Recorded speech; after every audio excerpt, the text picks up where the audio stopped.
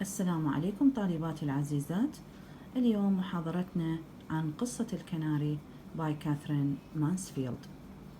Section B, The Canary by Katherine Mansfield, page 90 في صفحة 90.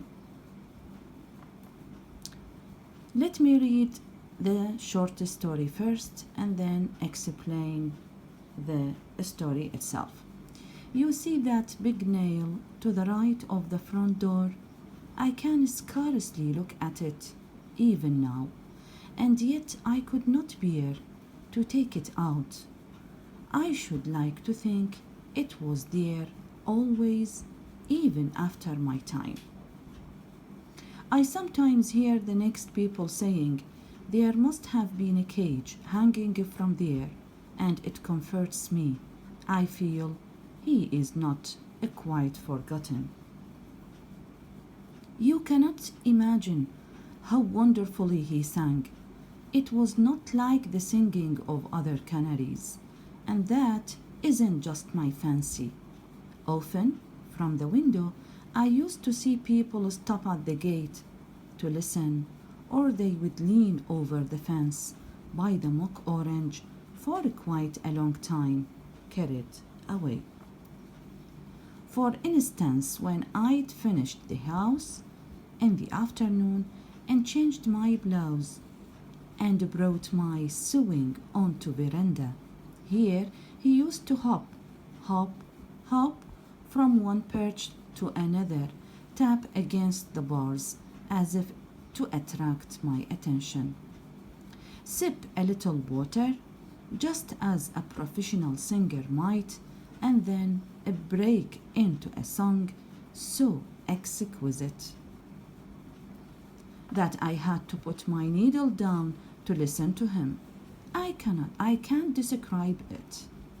I wish I could, but it was always the same every afternoon, and I felt that I understood every note of it.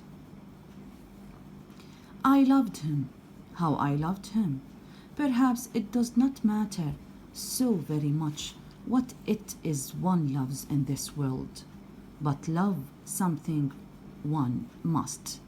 Of course, there was always my little house and the garden, but for some reason they were never enough. Flowers respond wonderfully, but they don't sympathize. I love the evening star, but after he came into my life, I forgot the evening star. I did not need it any more, but it was strange when the Chinaman who came to the door with birds and shell held him up in his tiny cage, and instead of fluttering like the poor little goldfinches, he gave a faint small chirp. I found myself saying, just as I had said to the star over the gum tree, there you are, my darling. From that moment, he was mine.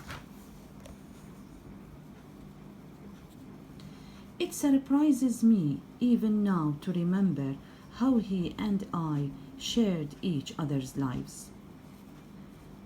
The moment I came down in the morning and took the cloth off his cage, he greeted me with a drowsy little note. I knew it meant Mrs. Then I hung him on the nail outside while I got my 3 young men their breakfasts, and I never brought him in to do his cage until we had the house to ourselves again. Then when the washing up was done, it was quite a little entertainment. I spread a newspaper over a corner of the table, and when I put the cage on it, he used to beat with his wings despairingly, as if he didn't know what was coming. You are regular little actor. I used to scold him.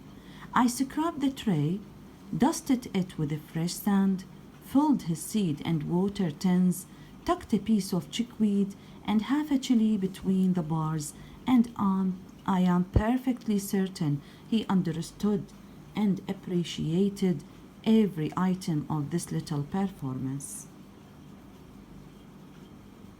You see, by nature, he was exquisitely neat, and you'd only to see him enjoy his bath to realize he had a really small passion for cleanliness. Company. You see, that was what he was. Perfect company. If you have lived alone, you will realize how precious that is. Of course, there were my three young men who came into supper every evening.